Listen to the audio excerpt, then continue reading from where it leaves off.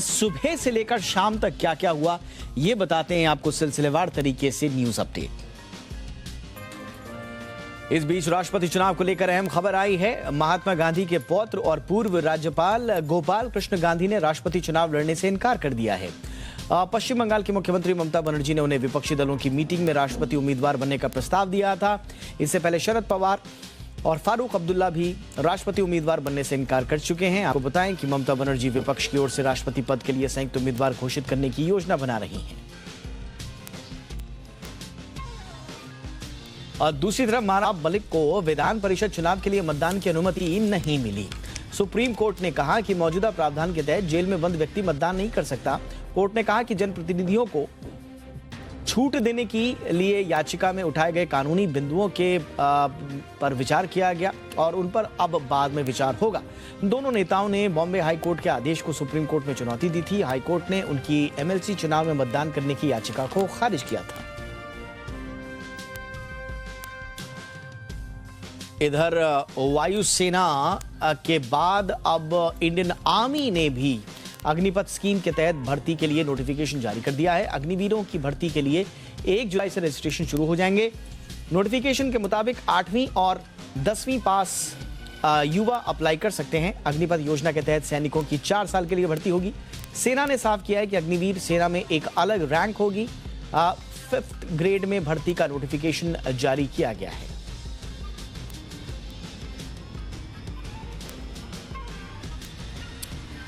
सेना की अग्निपथ योजना के विरोध में कांग्रेस नेता सुबोधकांत सहाय ने मंच से प्रधानमंत्री नरेंद्र मोदी के लिए विवादित भाषा का इस्तेमाल कर दिया।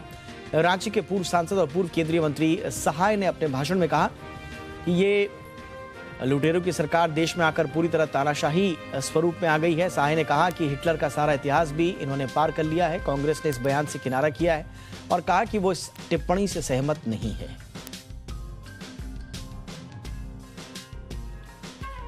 इधर पीएम नरेंद्र मोदी आज से कर्नाटक के 2 दिन के दौरे पर है और इस दौरान उन्होंने 28,000 करोड़ रुपए से ज्यादा की रेल और सड़क परियोजनाओं का उद्घाटन और शिलान्यास किया। पीएम कल यानी कि जून को योग दिवस में भी हिस्सा लेंगे। पीएम ने बेंगलुरु में जनसभा को संबोधित करते हुए बताया कि कर्नाटक में 5 national highway projects, 7 railway projects का शिलान्यास किया गया है। उन्होंने बताया कि कोंकण रेलवे के 100% बिजलीकरण का काम पूरा कर लिया गया है। कर्नाटका में 5 नेशनल हाईवे प्रोजेक्ट और 7 रेलवे प्रोजेक्ट का शिलान्यास किया गया है। कोंकण रेलवे के 100% बिजलीकरण के महत्वपूर्ण पड़ाव के भी हम साक्षी बने हैं। केंद्र सरकार की ओर से आर्थिक सुधारों को लेकर उठाए गए कदमों पर पीएम मोदी ने कहा कि ये लंबे समय से में फायदेमंद होते हैं। उन्होंने कहा कि शॉर्ट टर्म में इससे तकलीफ होती है लेकिन भविष्य में इसके बड़े बदलाव होंगे। पीएम ने कहा कि 21वीं सदी भारत के वेल्थ, जॉब क्रिएटर और इनोवेटर्स के नाम रहेगा। उन्होंने कहा कि ये देश के मजबूत स्तंभ हैं। पीएम ने कहा कि सरकार पिछले 8 साल से इन्हें प्रमोट कर रही है।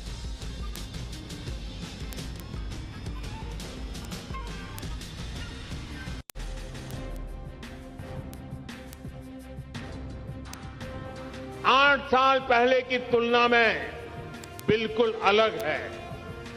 भारतीय रेल अब तेज भी हो रही है, स्वच्छ भी हो रही है, आधुनिक भी हो रही है, सुरक्षित भी हो रही है और सिटीजन फ्रेंडली भी हो रही है। हमने देश के उन हिस्सों में भी रेल को पहुंचाया है जहां इसके बारे में कभी सोचना भी मुश्किल था। जम्मू कश्मीर में आज सुबह सुरक्षा बलों ने 3 आतंकियों को ढेर कर दिया। इनमें 2 को कुपवाड़ा में और 1 को पुलवामा जिले में हुए एनकाउंटर में मारा गया। पिछले 24 घंटों में सुरक्षा बलों और आतंकियों के बीच 3 मुठभेड़ हुई हैं, जिसमें सेना ने 7 आतंकियों को मारा है। रविवार को भी कुपवाड़ा और कुलगाम जिले में हुए एनकाउंटर्स में 4 आतंकी मारे गए थे। एक पुलिस अधिकारी के मुताबिक सुरक्षा बलों की ओर से पुलवामा के चटपोरा इलाके की घेराबंदी और तलाशी अभियान शुरू किया गया और तब से यह ऑपरेशन शुरू हुआ।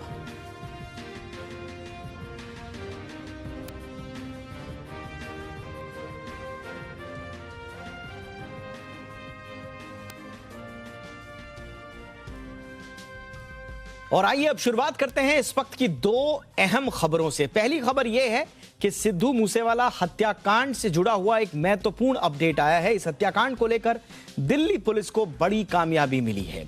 दिल्ली पुलिस की स्पेशल सेल ने आज प्रेस कॉन्फ्रेंस की और बताया कि सिद्धू मूसेवाला हत्याकांड में शामिल दो मुख्य शूटर्स समेत उनके मॉड्यूल हेड को गिरफ्तार कर लिया गया है। गिरफ्तार आरोपियों के पास से बड़ी मात्रा में हथियार, विस्फोटक सामान बरामद हुए हैं। स्पेशल सेल के स्पेशल सीपी HGS धालीवाल ने कहा कि 29 मई को सिद्धू मूसेवाला की हत्या हुई थी। स्पेशल सेल लगातार तभी से इस पर काम कर रही थी। वहीं पटियाला हाउस कोर्ट ने गिरफ्तार शूटर्स को 4 जुलाई तक कस्टडी में भेज दिया है। तो 3 उसमें से जो हमारा वो था कि 3 शूटर जो थे वो वही निकले, रूपा, मन्नू और प्रियव्रत फौजी। इनसे रिकवरीज जो हुई हैं वो है 8 high explosive grenades along with under barrel grenade launcher. और ये जो HE ग्रेनेड्स थे they were for use with grenade launchers. ये ग्रेनेड लॉन्चर AK-47 राइफल पे भी माउंट हो सकता था। 9 इनसे इलेक्ट्रिक डेटोनेटर मिले हैं। एक असॉल्ट राइफल मिली है with 20 rounds. 3 sophisticated star pistols मिले हैं ऑफ .30 बोर। 36 राउंड इनसे 7.62 mm स्टार पिस्टल्स के मिले हैं और एक part AK series assault rifle का मिला है। वहीं हिमाचल प्रदेश के परवाणु में रोपवे में आज दिक्कत आ गई। इसकी वजह से 11 टूरिस्ट की जान फंस गई। जी हां, अब खबर आ रही है कि प्रशासन ने रेस्क्यू ऑपरेशन चलाकर सभी को सुरक्षित बचा लिया है। बताया गया है कि हवा में 5 परिवारों के 10 लोग फंसे हुए थे। एक व्यक्ति कोलकाता का था। इस तरह से 11 लोग रोपवे में आज फंस गए। इसकी सूचना मिलने के बाद पुलिस की टीमें मौके पर पहुंच गई थी। थोड़ी देर बाद मुख्यमंत्री जयराम ठाकुर मौके पर पहुंच गए। उन्होंने अधिकारियों को आवश्यक दिशा निर्देश दिए। रोपवे में फंसे लोगों को बचाने के लिए दूसरी केबल कार यानी कि ट्रॉली भेजी गई। इसके जरिए रेस्क्यू ऑपरेशन चलाया गया। अब सोलन जिले में मौजूद रोपवे में से सभी 11 टूरिस्ट्स को सकुशल बचा लिया गया है। तो आइए इन महत्वपूर्ण खबरों के बाद अब रुख करते हैं आज की हमारी कवर स्टोरी का।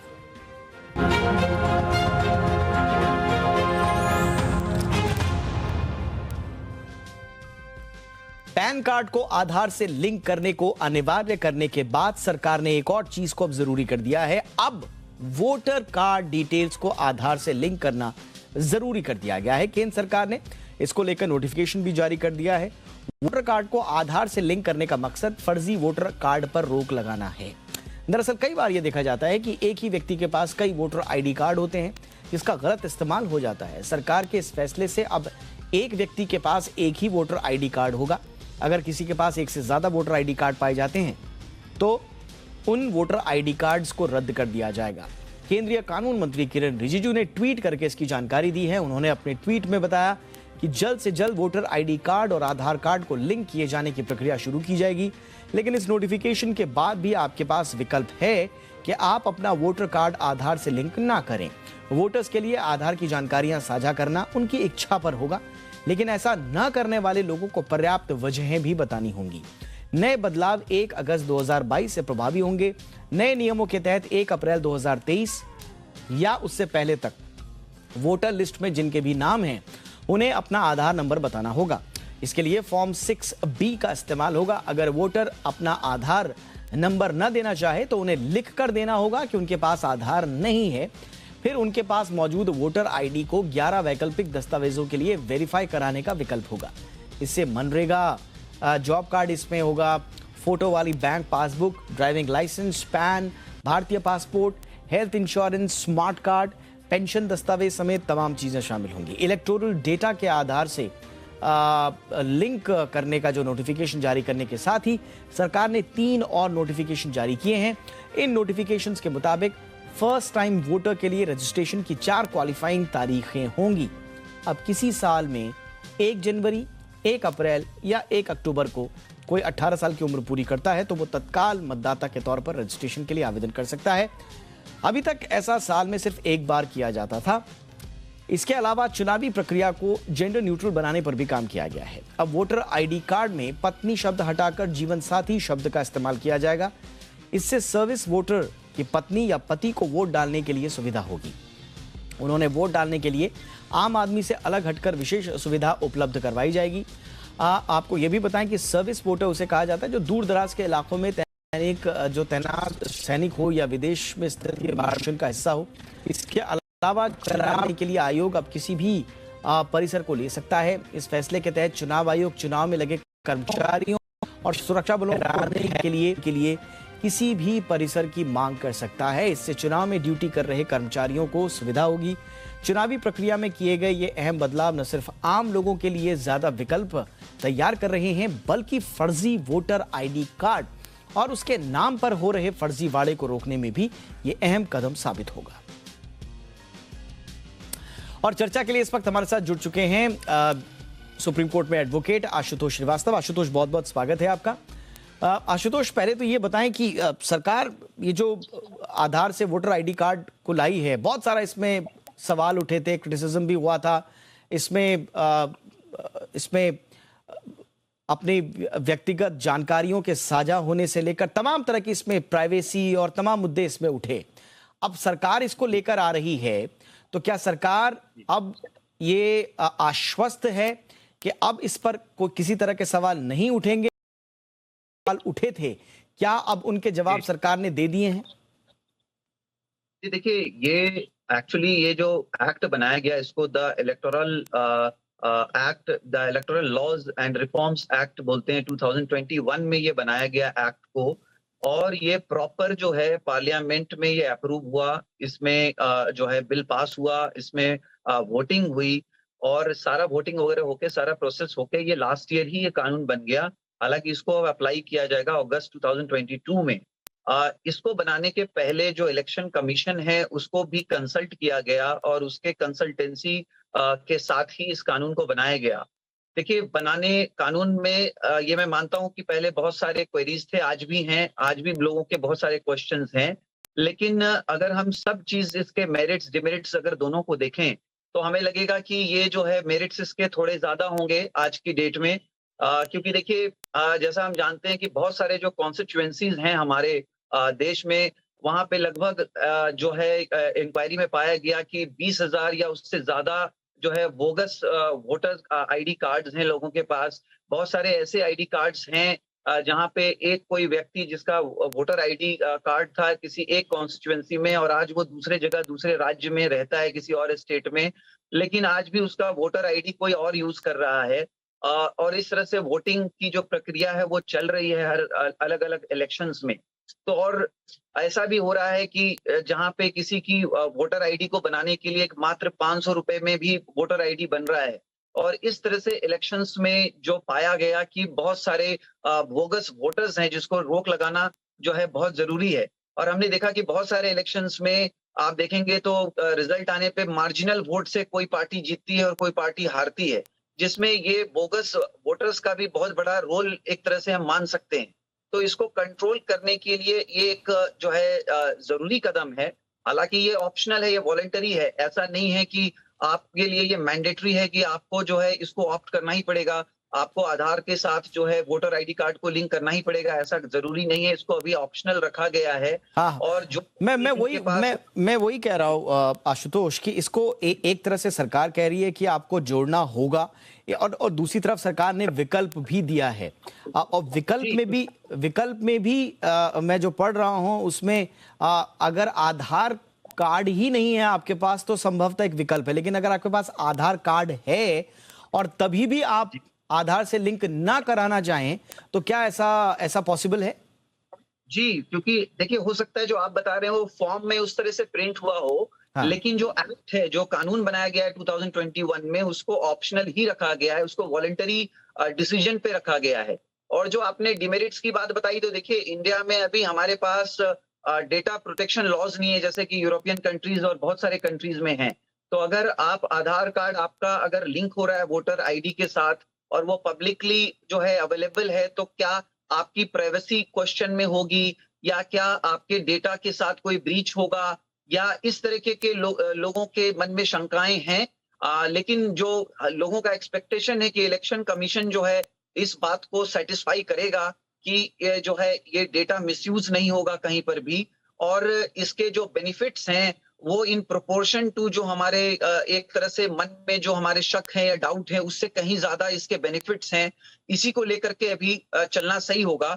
और मुझे लगता है कि कुछ जो ऑनलाइन वोटिंग से रिलेटेड भी आगे हो सकता है सरकार इसमें डिसीजन ले, क्योंकि बहुत सारे लोग ट्रैवल कर रहे होते हैं, देश में नहीं होते हैं, किसी और कंट्री में होते हैं, या जहां पे जिस कॉन्स्टिट्यूएंसी में उनको जो है वोटर आईडी है वो वहां नहीं, किसी और शहर में काम कर रहे हैं या उस वक्त ट्रैवल कर रहे हैं और उसी वक्त इलेक्शन हो रहा है, तो ये हो सकता है कि ऑनलाइन वो वोट कर सकें। इसको भी सरकार हो सकता है कि इलेक्शन कमीशन के कंसल्टेंसी में उसको साथ रखते हुए आगे तो आप कह रहे हैं कि जहां पर भी वोटर है वो वहीं से वोट डाल सकता है। उस दिशा में भी एक दरवाजा खुला है सरकार के इस फैसले के बाद। लेकिन फिर एक सवाल उभर कर सामने आता है, हमने आधार को लेकर जो तमाम चिंताएं हैं और वो इंडिविजुअल लेवल पे नहीं है, वो सरकारी स्तर पर भी हैं, और यही वजह है कि सरकार ने आधार में भी बहुत सारी तब्दीलियां की हैं। मसलन अभी हाल ही में मास्क आधार नंबर जारी किया गया है, जिसमें अब आपको जरूरी नहीं है कि अपना आधार नंबर या उसकी फोटो कॉपी कहीं साझा करनी हो, आखिर के 4 नंबर आप बता सकते हैं, वेरिफिकेशन का प्रोसेस अलग होगा।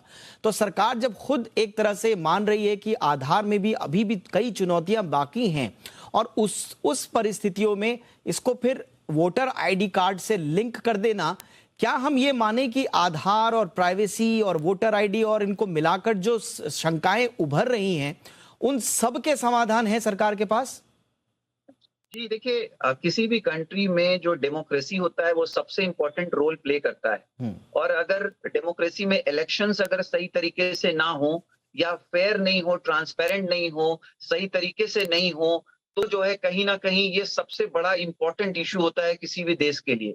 तो मुझे लगता है कि ये एक शुरुआत सही डायरेक्शन में की गई है। ऑब्वियसली इसके अंदर बहुत सारे जो मन में शंकाएं हैं लोगों के कि उनका जो है डेटा प्रोटेक्टेड रहे, उनका डेटा मिसयूज ना हो, उसके ऊपर सरकार मुझे लग रहा है कि देखते हुए कि कहाँ कहाँ गड़बड़ियां हैं, जैसे अभी 4 लास्ट डिजिट जो बताना आधार का, इस तरीके के बहुत सारे कदम जो है सरकार लाएगी। और हमने देखा है कि 2000 का वो बहुत ही पुराना एक्ट था जिसमें काफी अमेंडमेंट किया गया है अभी रिसेंट टाइम्स में, और इसको और पुख्ता और स्ट्रांग बनाया गया है। और जो हमारा डेटा प्रोटेक्शन लॉज है उसके लिए भी बहुत सारे बिल्स लाए जा रहे हैं पार्लियामेंट में जो अभी पेंडिंग है। तो हो सकता है इससे रिलेटेड भी लॉज और बने, और हमें इस हो सकता है कि ये डिले जो हुआ है अभी, क्योंकि ये 2021 में ही ये कानून बना दिया गया था, अब इसको लाया जा रहा है अमल में, इसको अब एप्लीकेबल बनाया जा रहा है। तो उसके साथ ही जो सपोर्टिव और जो लॉज हैं जैसे डेटा प्रोटेक्शन लॉ मैंने बोला, इसको भी जो है सरकार मुझे लगता है कि लाएगी। एब्सोल्युटली आशुतोष, हम भी यही उम्मीद करते हैं कि 2 चीजें तो बहुत तुरंत होनी चाहिए। एक, डेटा प्रोटेक्शन एक्ट जो आपने भी सही कहा कि बहुत लंबे वक्त से लंबित पड़ा हुआ है संसद में, इसको एक तो पारित करवाया जाए जल्द से जल्द। ये सिर्फ आधार से जुड़ी हुई नहीं, जो दूसरे जो टेक्नोलॉजी और सहूलियतों से जुड़ी हुई जो चिंताएं हैं, डेटा ब्रीच, डेटा, चुनाव आयोग इस संबंध में जो विस्तृत गाइडलाइंस हैं इनको लिंक करने का, अभी वो विस्तृत गाइडलाइंस नहीं आई हैं, उससे संबंधित जो विस्तृत गाइडलाइंस है वो भी जल्द से जल्द आए, यही उम्मीद करते हैं। बहुत बहुत शुक्रिया, आपने वक्त निकाला हमारे लिए। बहुत बहुत शुक्रिया आशुतोष, हमारे दर्शकों के लिए इस विश्लेषण के लिए। कोरोना की वजह से लगे लॉकडाउन में जहां सभी लोग घरों में कैद हो गए थे, वहीं कई लोगों की नौकरी भी उनसे छिन गई, रोजगार छिन गए और कमाई के साधन सीमित हो गए। इसका असर हमें मुंबई जैसे बड़े शहरों से पलायन के तौर पर भी देखना पड़ा, और इसी लॉकडाउन के दौरान मुंबई में बच्चे भी कम पैदा हुए हैं। आखिर ऐसा क्यों हुआ, इसकी क्या वजह है, जानने के लिए देखिए ये रिपोर्ट।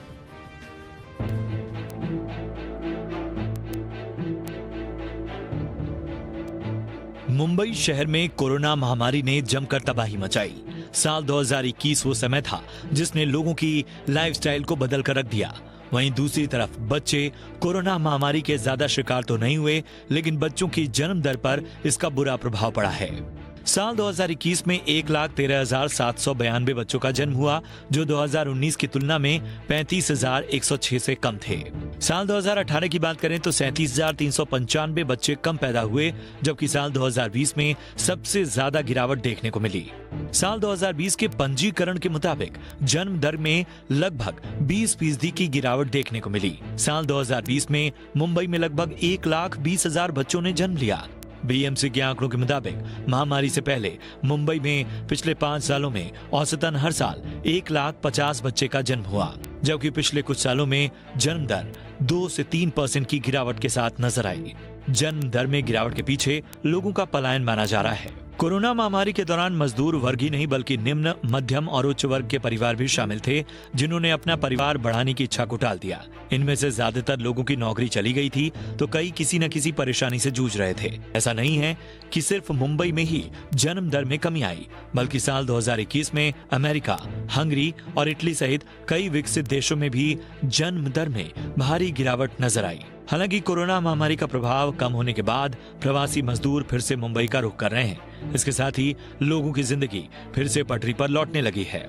ऐसे में उम्मीद जताई जा रही है कि आने वाले दिनों में जन्म दर में एक बार फिर बढ़ोतरी देखने को मिलेगी। ब्यूरो रिपोर्ट, जी मीडिया। कंज्यूमर्स को तत्काल न्याय दिलाने के लिए सरकार ई कोर्ट बनाने पर काम कर रही है। अगर ऐसा होता है तो लोगों को कंज्यूमर कोर्ट के चक्कर लगाने से राहत मिल जाएगी। ई कोर्ट से न सिर्फ कंज्यूमर्स को राहत मिलेगी बल्कि जल्द ही न्याय भी मिल सकेगा। क्या है ये पूरी योजना, देखिए इसमें।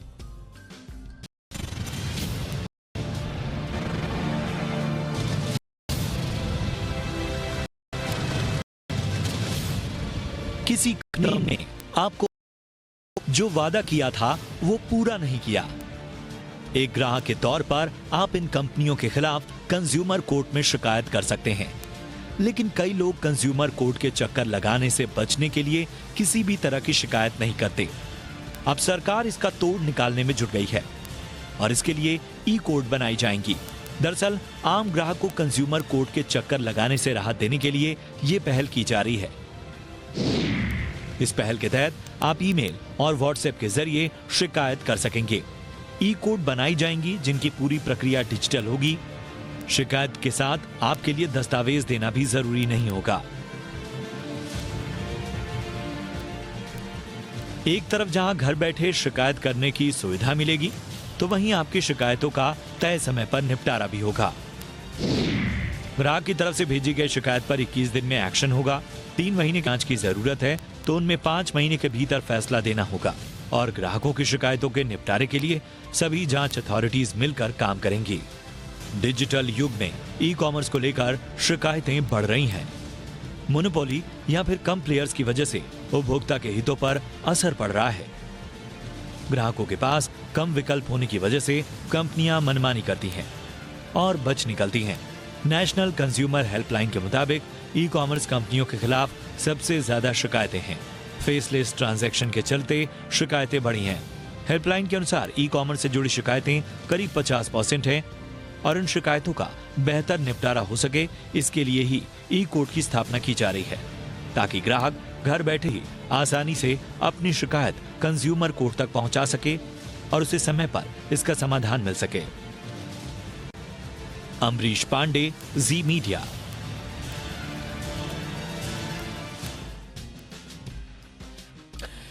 इंक्रीमेंट का वक्त जारी है। कई कंपनियों ने इंक्रीमेंट जारी कर दिया है तो कई कंपनियां करने वाली हैं। इस बीच ग्रेट रेजिग्नेशन सर्वे में सामने आया है कि इंक्रीमेंट होते ही 10 में से 4 लोग नौकरी बदलना चाहते हैं।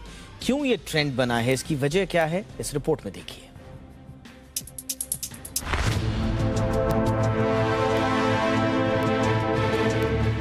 कोरोना ने न सिर्फ हमारे जीने का तरीका बदला है, बल्कि नौकरी को लेकर भी हमारे नजरिए में बदलाव आया है। लेकिन एक चीज जो नहीं बदली है वो है इंक्रीमेंट के बाद जॉब चेंज का ट्रेंड। इस साल के द ग्रेट रेजिग्नेशन सर्वे के मुताबिक 10 में से 4 कर्मचारी सैलरी बढ़ने के बाद मौजूदा कंपनी से इस्तीफा देना चाहते हैं और इस्तीफा देने की सबसे बड़ी वजह है बेहतर इंक्रीमेंट न होना। सर्वे के मुताबिक सैलरी में ज्यादा बढ़ोतरी न होने की वजह से 54.8% लोग कंपनी बदलना चाहते हैं। 41.4% लोग वर्क लाइफ बैलेंस करने के लिए, 33.3% लोग करियर ग्रोथ की खातिर जॉब चेंज करना चाहते हैं, तो वहीं 28% लोगों को लगता है कि वो अपनी पहचान नहीं बना पा रहे, इसलिए वो मौजूदा नौकरी छोड़ना चाहते हैं। सर्वे के मुताबिक हर तीसरा कर्मचारी 40% और उससे ज्यादा की सैलरी में बढ़ोतरी की चाहत रखता है। पिछले कुछ वर्षों में कई कर्मचारी स्लो सैलरी ग्रोथ से निराश हैं। इसके अलावा 10 में से एक शख्स अपना कारोबार शुरू करने की खातिर नौकरी छोड़ने पर विचार कर रहा है। द ग्रेट रेजिग्नेशन सर्वे में अलग अलग सेक्टर की 500 कंपनियों को शामिल किया गया। सर्वे में शामिल केवल 15% कर्मचारियों को लगता है कि मौजूदा कंपनी को छोड़ने का उनका फैसला उनके रिपोर्टिंग मैनेजर से जुड़ा है। सर्वे में सामने आया है कि पिछले कुछ वर्षों में कई कर्मचारी स्लो सैलरी ग्रोथ से निराश हैं और ज्यादातर लोग अच्छी सैलरी ग्रोथ न होने की वजह से जॉब चेंज करना चाहते हैं। ब्यूरो रिपोर्ट, जी मीडिया। जूस पीने के लिए अब प्लास्टिक स्ट्रॉ नहीं मिलेगा, क्योंकि देश में 1 जुलाई से सिंगल यूज प्लास्टिक के इस्तेमाल पर रोक लग जाएगी। सरकार ने साफ किया है कि नियम तोड़ने वालों पर जुर्माने के साथ साथ सख्त कार्रवाई होगी।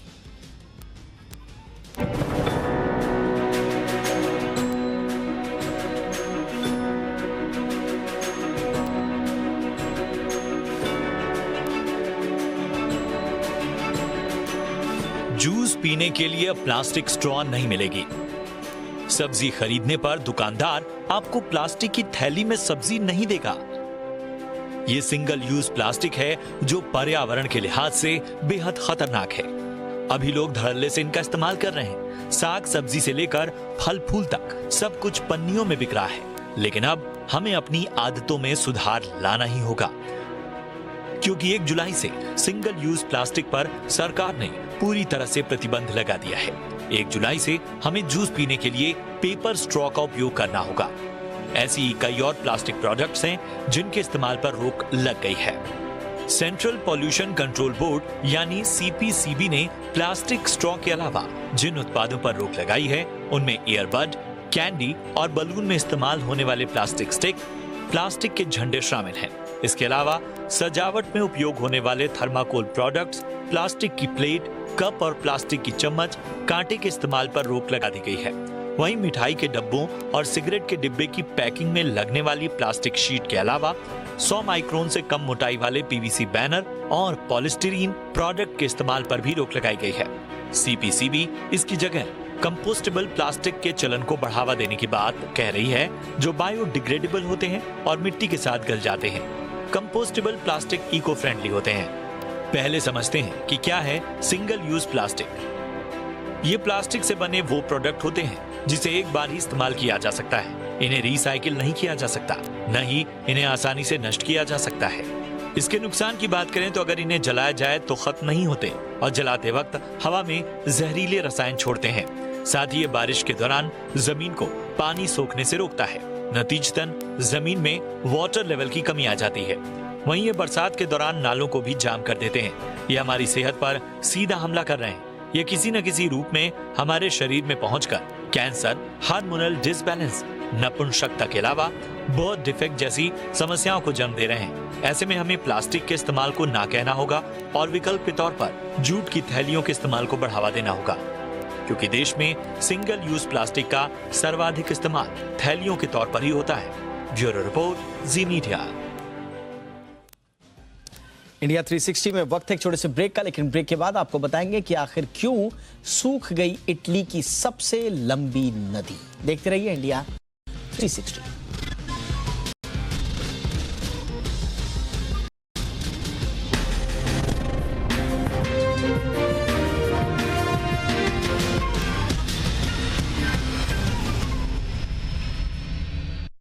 They say innovative companies start in the garage. True story. Hey, Mercedes, show me what you got. Follow me.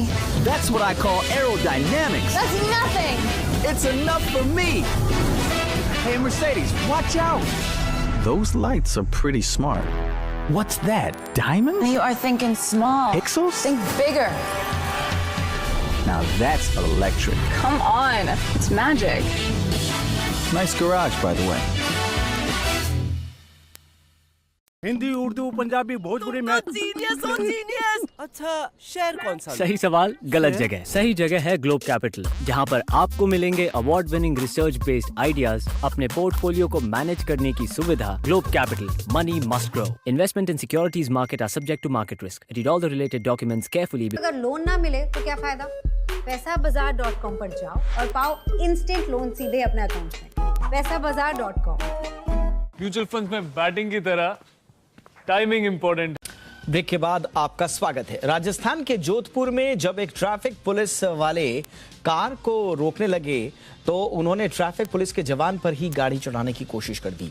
जान बचाने के लिए ट्रैफिक पुलिस का जवान तुरंत ही गाड़ी के बोनट पर चढ़ गया, पर बावजूद इसके कार चालक ने गाड़ी नहीं रोकी, बल्कि उसे काफी दूर तक बोनट पर ही बिठाकर ले गया।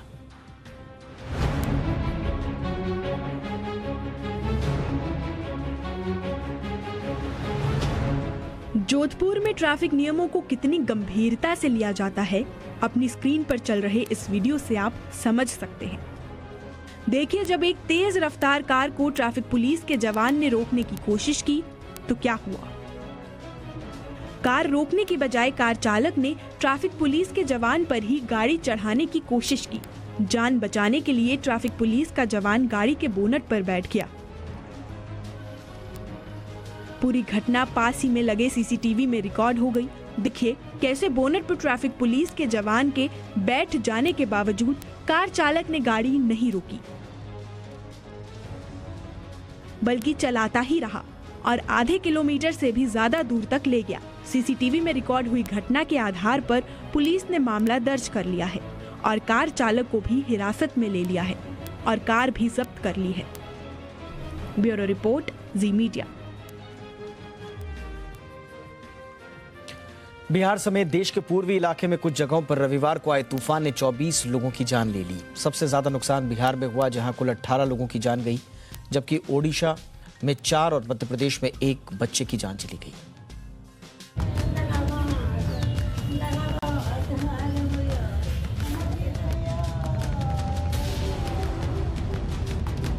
बदलते मौसम से देश के उत्तरी इलाकों को आखिरकार भीषण गर्मी से राहत मिल गई। कई राज्यों में पारा नीचे आया, लेकिन अब यही बारिश और बदलता मौसम आंधी तूफान की शक्ल में तबाही बन गया है। रविवार को ऐसे ही मौसम में आए एक बदलाव ने कुल 23 लोगों की जान ले ली। मुसीबत ने सबसे ज्यादा नुकसान बिहार में किया है। बिहार में अलग अलग जिलों में आए आंधी तूफान में कुल 18 लोगों की मौत हो गई। भागलपुर में 6 लोगों की मौत हो गई, जबकि वैशाली में 3 लोगों की मौत हुई। खगड़िया, बांका, कटिहार, सहरसा में 2-2 लोगों की जान गई। वहीं मधेपुरा और मुंगेर में 1-1 की मौत हुई है। बिहार के 8 जिलों में 18 लोगों की मौत पर मुख्यमंत्री नीतीश कुमार ने शोक जताया है। मुख्यमंत्री ने मृतकों के आश्रितों को तत्काल 4-4 लाख रुपए का मुआवजा देने का ऐलान किया है। रविवार को ओडिशा में हुई बारिश ने लोगों को जलती गर्मी से राहत दी। बारिश के बाद कई इलाकों में तापमान तेजी से नीचे आया, लेकिन यही बारिश नौपाड़ा जिले के मलिकामुंडा गांव में 4 लोगों की मौत का कारण बन गई। इन सभी लोगों की मौत बिजली गिरने से हो गई। मरने वाले सभी लोग एक ही परिवार के थे। आंधी तूफान और आकाशीय बिजली का ये कहर मध्य भारत के 2 राज्यों मध्य प्रदेश और छत्तीसगढ़ में दिखा। मध्य प्रदेश के राजगढ़ के सुठालिया इलाके में पेड़ के नीचे खड़े एक बच्चे की आकाशीय बिजली गिरने से मौत हो गई, जबकि उसके साथ खड़े 2 और बच्चे जख्मी हैं। तो वहीं छत्तीसगढ़ में आकाशीय बिजली गिरने से एक और युवक की मौत हो गई। हैरानी है, एक पेड़ के नीचे युवक खड़ा था, वहां उसके साथ 50 से ज्यादा बकरियां भी थी और ऐसे मौत हो गई। ब्यूरो रिपोर्ट, जी मीडिया। पूर्वोत्तर भारत में तेज बारिश और बाढ़ का कहर जारी है। असम के कई जिलों में बाढ़ से हालत गंभीर बने हुए हैं। राज्य के 33 जिले इस वक्त बाढ़ की चपेट में हैं, जबकि 42 लाख से ज्यादा लोग प्रभावित हुए हैं। कई जिलों में बारिश को देखते हुए ऑरेंज अलर्ट भी जारी कर दिया गया है।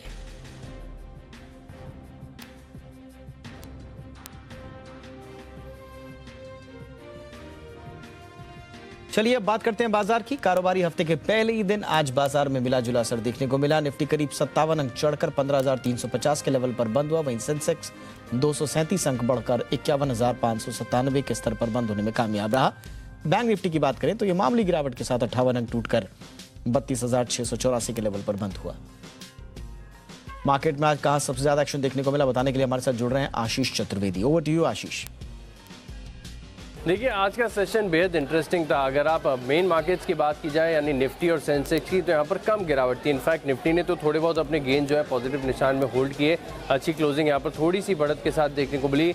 लेकिन आज स्मॉल कैप और मिड कैप में बहुत बड़ा क्योटिक सेशन देखने को मिला। आप देखिए, जबरदस्त पिटाई यहाँ पर देखने को मिली। निफ्टी स्मॉल कैप इंडेक्स 4% का बड़ा कट यहाँ पर आते हुए दिखा। निफ्टी मिड कैप में देखें 3% की गिरावट है। निफ्टी मेटल इंडेक्स, इस पर जरूर ध्यान रखिएगा। लगातार गिरावट यहाँ पर देखने को मिली और आज की गिरावट जो है 5% का बड़ा कट यहाँ पर देखने को मिला है। निफ्टी मेटल इंडेक्स ऐसा है जिसके एक महीने में रिटर्न्स देखें तो 21% से ज़्यादा की गिरावट जो है वो आपको नजर आ रही है। देखिए, मार्केट की बात करते हैं तो सबसे पहले निफ्टी के जो टॉप लूजर्स हैं इनकी चर्चा कर लेते हैं। कच्चे तेल में ऊपरी तरफ से गिरावट आई है। ओएनजीसी पर असर देखिए 5-5.5% का कट यहाँ पर देखने को मिला। मेटल स्टॉक्स की हम बात कर ही रहे थे। टाटा स्टील में 5% की गिरावट, हिंडाल्को 4%, यूपीएल में देखिए 4% की गिरावट देखने को मिली। लेकिन ऐसे बाजार में चुनिंदा जो एफएमसीजी स्टॉक्स हैं यहाँ पर थोड़ी बहुत स्ट्रेंथ देखने को मिली। इसके अलावा एशियन पेंट्स, अल्ट्राटेक सीमेंट थोड़ी खरीदारी का रुझान यहाँ पर देखने को मिला। लेकिन जैसा कि मैंने बताया कि ब्रॉडर मार्केट्स में आज जबरदस्त बिकवाली देखने को मिली है। आप एमआरपीएल को देखिए 19% की बड़ी गिरावट यहाँ पर देखने को मिली। वेदांता दिन के दौरान 15-16% तक के कट यहाँ पर देखने को मिले। भारत डायनामिक्स है, बंधन बैंक, आरबीएल बैंक जैसे तमाम स्टॉक्स में देखें तो बड़ा कट यहाँ पर देखने को मिला। लेकिन कुछ स्टॉक्स ऐसे हैं जो बाजार की तेजी और गिरावट के साथ थोड़ी सी डिस्कनेक्टेड रहते हैं। यहाँ पर तेजी देखने को मिली। आईटीआई लिमिटेड देखिए, Pidilite industries, Godrej consumer, tube investment से कुछ ऐसे स्टॉक्स हैं जहाँ पर हल्की फुल्की खरीदारी देखने को मिली। लेकिन स्मॉल कैप में देखिए जीएनएफसी एक ही दिन में 11% की गिरावट। बीडीएल के बारे में मैंने बताया। रेन इंडस्ट्रीज 10% का कट है। हिंदुस्तान कॉपर में देखिए दिन 10% से ज़्यादा की गिरावट यहाँ पर देखने को मिली। लेकिन सोबा डेवलपर्स है, कैम्स है, जेबी केमिकल्स, थोड़ी बहुत खरीदारी का रुझान यहाँ पर देखने को मिला। मिड कैप स्टॉक्स की बात की जाए तो देखिए ऑयल इंडिया यहाँ पर 11% की कटौती देखने को मिली। जेएसडब्ल्यू एनर्जी है, टाटा पावर में बड़ा ब्रेकडाउन दिन के दौरान आते हुए नजर आया। लेकिन ब्रॉडर मार्केट में कुछ स्टॉक्स ऐसे थे जहां पर हल्की फुल्की आपको खरीदारी देखने को मिली। लेकिन ओवरऑल अगर आप देखें तो मिड कैप है, यहाँ पर बड़ा कट देखने को मिला। स्मॉल कैप है और पूरी बड़ी गिरावट में जो है मेटल स्टॉक्स की तरफ से जो है जबरदस्त आउट परफॉर्मेंस देखने को मिला। यानी आज कुल मिलाकर बाजार के एक्शन को समाप्त किया जाए तो मेन स्ट्रीम स्टॉक से ज्यादा आज स्मॉल कैप और मिड कैप के लिए जो है बड़ी गिरावट का दिन रहा। और मार्केट पर एक्शन के लिए और उससे जुड़ी हुई चर्चा के लिए इस वक्त हमारे साथ ट्रेड स्विफ्ट ब्रोकिंग के डायरेक्टर संदीप जैन जी जुड़ चुके हैं। संदीप जी, बहुत बहुत स्वागत है आपका। सर, बाजार ने कारोबारी हफ्ते की बढ़त के साथ शुरुआत तो की है लेकिन उथल पुथल खूब रही है। आगे किस तरह की चाल आप देख रहे हैं? सर, बहुत सही सवाल आपने अच्छे से पुट किया। बाजार दिखने में तो आज ग्रीन था मगर आज बहुत जबरदस्त रेड थे। और आज जो मिड कैप और स्मॉल कैप में जो मार्केट मची है, कुछ स्टॉक्स 5%, 10% खूब टूटे और इतना फॉल के बाद और फर्दर जा रहे और सब 200 अपने 200 डे मूविंग एवरेजेस के नीचे, सारे एवरेजेस के नीचे कई स्टॉक्स काम कर रहे हैं। तो कहीं ना कहीं देखिए, ये तो ध्यान रखना पड़ेगा कि मार्केट्स में इजी टाइम्स और अभी टफ टाइम्स खत्म नहीं हुए हैं। आगे भी मुझे लगता है कि कुछ ना कुछ और रहेगा। तो कॉशियस रहें, बहुत एक्सट्रीमली कॉशियस रहें। और मार्केट में अगर कोई भी पैसा लगाए तो ये मान के चलिए कि 2.5 से 3 साल का टाइम फ्रेम हो तभी पैसा लगाए और स्टैगर्ड वे में 10-10, 20-20% करके लगाए कि बॉटम प्रेडिक्ट करना बड़ा मुश्किल है। एफआईआई का रुझान अभी भी नेगेटिव है, बाकी सारे फैक्टर्स तो हावी है ही है क्योंकि इतनी सारी प्रॉब्लम्स एक साथ आना, मार्केट उस चीज को डिस्काउंट भी नहीं कर पा रहा है। तो मेरे हिसाब से कॉशियस रहे और मार्केट्स में तेजी का बिल्कुल भी मन नहीं बनाए और मिड कैप स्मॉल कैप में जो फॉल आया है वो और भी गिरा सकती है। बहुत बहुत शुक्रिया संदीप जी इस तमाम विश्लेषण के लिए आपका। स्टॉक मार्केट के दिग्गज निवेशक रामदेव अग्रवाल ने निवेशकों को सलाह दी है कि बाजार में बने रहें। रामदेव अग्रवाल से एक्सक्लूसिव बातचीत की जी बिजनेस के मैनेजिंग एडिटर अनिल सिंघवी ने।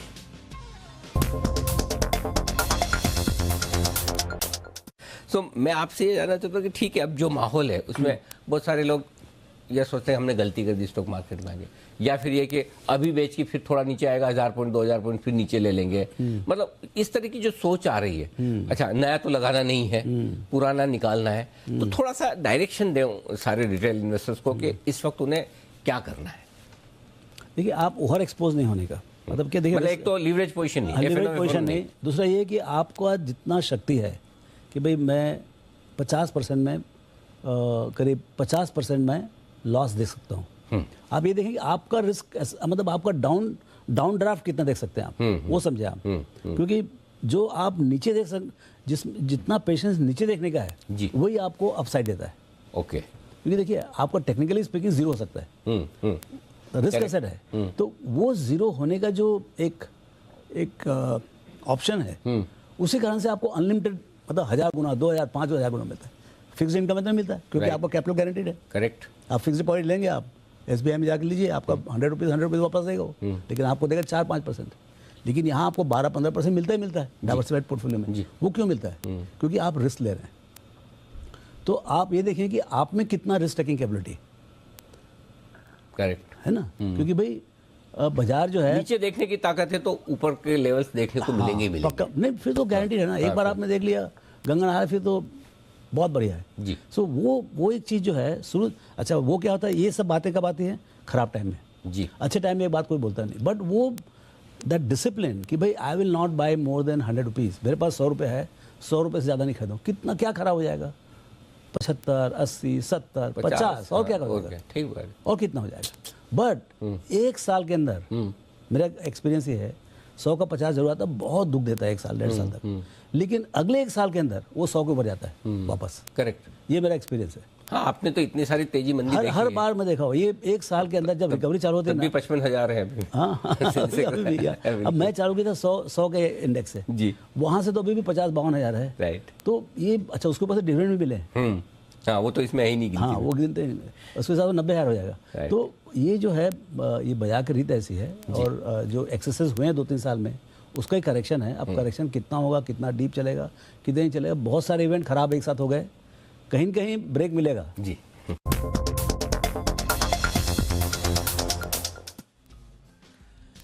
आज से सॉवरेन गोल्ड बॉन्ड स्कीम में निवेश की शुरुआत हो गई है। सॉवरेन गोल्ड बॉन्ड स्कीम 2022-23 की पहली किस्त के तहत 24 जून तक सस्ता सोना खरीद सकते हैं।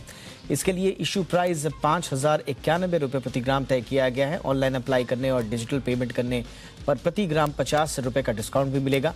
यानी आपको 1 ग्राम सोने के लिए 5,041 रुपये देने होंगे। सॉवरेन गोल्ड बॉन्ड में इशू प्राइस पर हर साल 2.5% का निश्चित ब्याज मिलता है। ये पैसा हर 6 महीने में आपके खाते में पहुंच जाता है। 8 साल की मेजॉरिटी पीरियड के बाद इससे होने वाले लाभ पर कोई टैक्स नहीं लगता। अगर आप 5 साल बाद अपना पैसा निकालते हैं तो इससे होने वाले लाभ पर लॉन्ग टर्म कैपिटल गेन चुकाना होता है।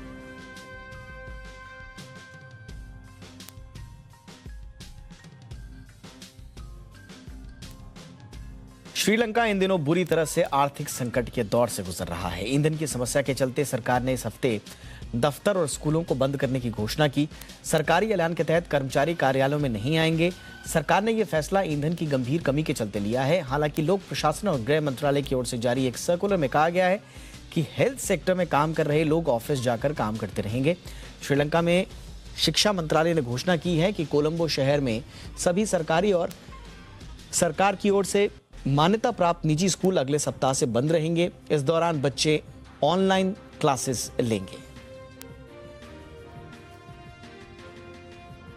अमेरिका में एक बार फिर गोलीबारी की घटना सामने आई है। अमेरिका की राजधानी वॉशिंगटन DC में बीच चौराहे पर गोलीबारी हुई। इस फायरिंग में कई लोगों को गोली लगी, इसमें पुलिस ऑफिसर भी शामिल हैं।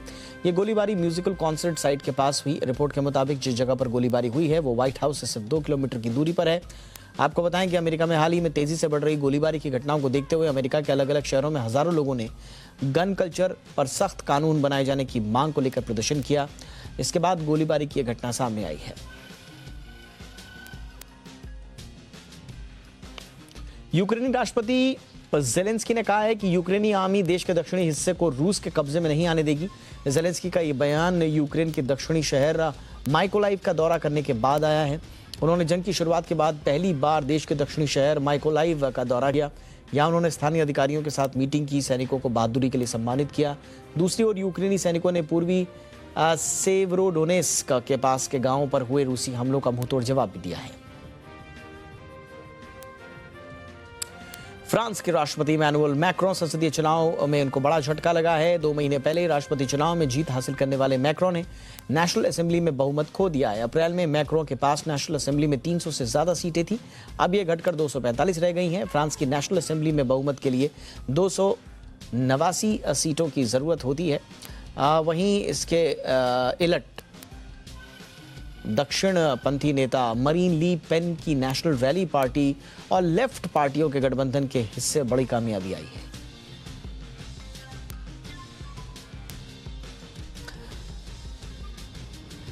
भीषण गर्मी से यूरोप के कई देश बेहाल हैं।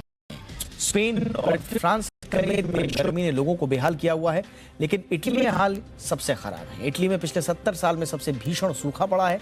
गर्मी की वजह से अब देश में भुखमरी का खतरा पैदा हो गया है।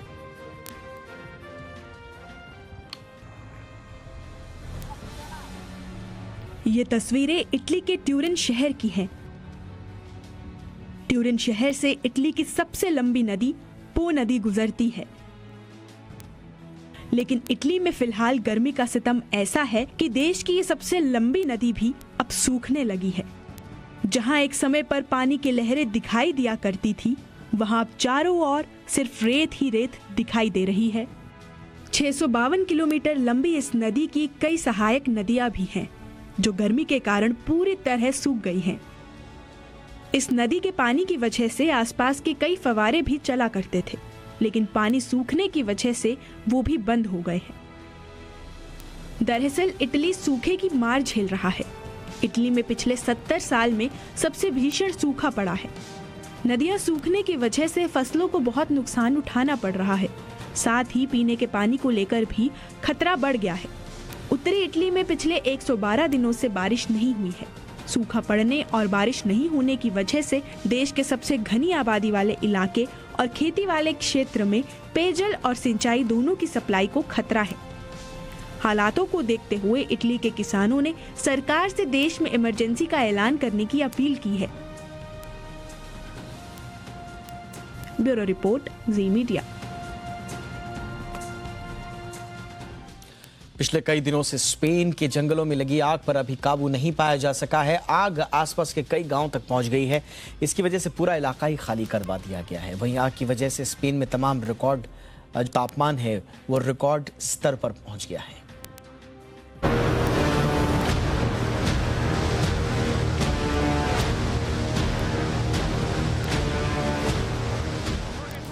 पूर्वी स्पेन के जमोरा और कैटलोनिया के जंगलों में लगी आग अभी भी बुझ नहीं पाई है। फायर फाइटर्स आग बुझाने के काम में दिन रात लगे हुए हैं, लेकिन आग तेज हवाओं के झोंके की वजह से बढ़ती ही जा रही है। तस्वीरों में आप साफ देख सकते हैं कि जंगल में लगी आग किस तरह से भड़कती जा रही है और फायर फाइटर्स के लिए आग बुझाना कितना मुश्किल हो रहा है। जमोरा और कैटलोनिया के जंगल पुर्तगाल की सीमा के पास हैं। आग लगने की वजह से जबरदस्त गर्मी पैदा हो गई है, जिसकी वजह से स्पेन में तापमान रिकॉर्ड स्तर पर पहुंच गया है। इन दोनों इलाके के जंगल में लगी आग इतनी खतरनाक है कि अकेले जमोरा में ही करीब 20,000 हेक्टेयर भूमि जल गई है। आग पास के कॉर्डियल गांव तक पहुंच गई है। आनन फानन में लोगों ने अपने पालतू जानवरों के साथ गांव छोड़ दिया है। लोग कुत्ते और घोड़ों के साथ जा रहे हैं। जंगल में लगी आग मैड्रिड के टोलेडो में धीम पार तक पहुंच गई है। खतरे को देखते हुए पार्क को पूरी तरह से खाली कर लिया गया है। अगर जमोरा और कैटलोनिया के जंगलों में लगी आग पर जल्द काबू नहीं पाया गया तो हालात खतरनाक भी हो सकते हैं। पश्चिमी यूरोप के कई इलाकों में पिछले कुछ दिनों से भयंकर गर्मी के कारण तापमान लगातार बढ़ता जा रहा है। ब्यूरो रिपोर्ट, जी मीडिया।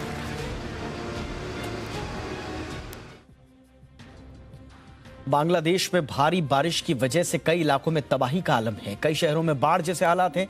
लगातार हो रही बारिश के कारण प्रशासन भी अलर्ट पर है, जिसके बाद राहत और बचाव कार्य के लिए सेना को बुलाया गया है।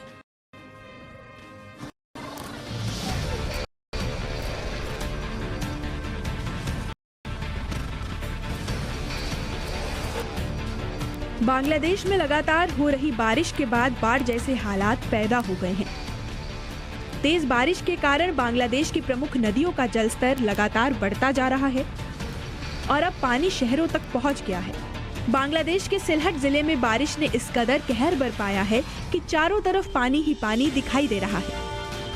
हालातों को देखते हुए राहत और बचाव कार्य के लिए सेना को बुलाया गया है।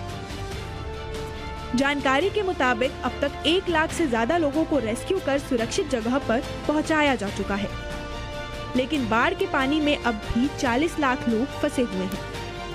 स्थानीय अधिकारियों के मुताबिक जहां एक तरफ बाढ़ के कारण लाखों घर डूब चुके हैं, वहीं लैंडस्लाइड और आकाशीय बिजली गिरने से अब तक 25 लोगों की मौत हो गई है। मौसम वैज्ञानिकों ने अगले 2 दिनों में भयंकर बारिश होने की आशंका जताई है। ऐसे में बाढ़ जी मीडिया।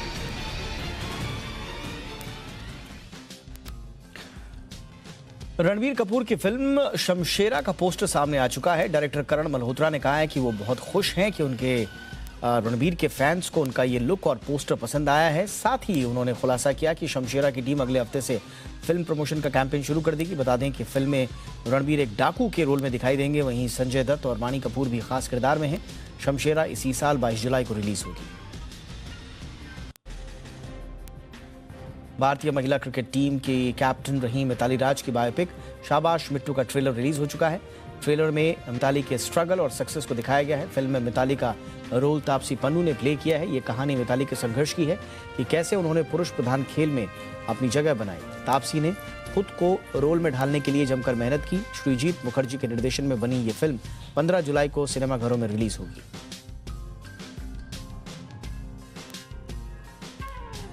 करण जौहर की अपकमिंग फिल्म जुग जुग जियो के रिलीज से पहले ही विवादों में घिरी हुई है। मीडिया रिपोर्ट्स के मुताबिक रांची बेस्ड राइटर ने करण पर फिल्म की कहानी कॉपी करने का आरोप लगाया था। हाल ही में फिल्म पर लगे कॉपीराइट्स केस में रांची सिविल कोर्ट ने एक आदेश जारी किया। कमर्शियल कोर्ट द्वारा दिए गए आदेश में रिलीज से पहले फिल्म की स्क्रीनिंग कोर्ट में करने की बात कही गई है। रांची बेस्ड राइटर विशाल सिंह ने करण जौहर पर आरोप लगाया है कि जुग जुग जियो का कंटेंट उनकी कहानी पन्नी रानी के जैसा है। कार्तिक आर्यन की फिल्म भूल भुलैया 2 को रिलीज हुए 30 दिन बीत गए हैं और अब भी फिल्म की कमाई जारी है। माना जा रहा है कि फिल्म 200 करोड़ के क्लब में शामिल हो सकती है। रिलीज के 30वें दिन यानी कि रविवार को फिल्म ने 2.5 करोड़ रुपए से ज्यादा की कमाई की, जिसके बाद इसका कुल कलेक्शन 181 करोड़ रुपए के पार पहुंच गया है। बता दें कि विदेशों से फिल्म ने लगभग 10 करोड़ की कमाई की है।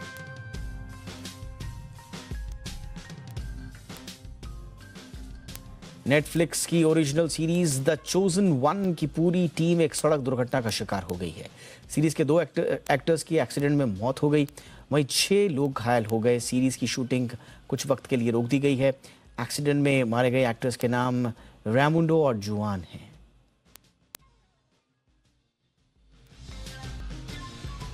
इंडिया 360 में आज बस इतना ही। इजाजत दें। हैशटैग याद रखिए #ZIndia360। कोई राय कोई सुझाव हो तो जरूर भेजिएगा। नमस्कार।